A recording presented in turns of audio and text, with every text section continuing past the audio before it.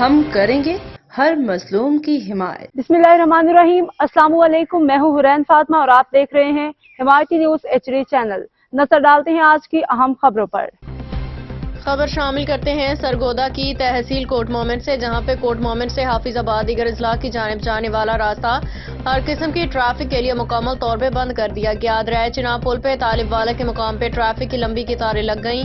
حکومت کی جانب سے بنائی گئی رکاوٹوں کے باعث سبزی اور فروٹ کے ٹرک بھی پھنس گئے۔ دریائے چناب پل پہ طالب والا کے مقام سے بند ہونے کے باعث حافظ آباد دیگر اضلاع کی جانب سفر کرنے والے شہریوں کو شدید مشکلات کا سامنا ہے، جس کی وجہ سے ان کے صبر کا پیمانہ لبریز دکھائی دے رہا ہے۔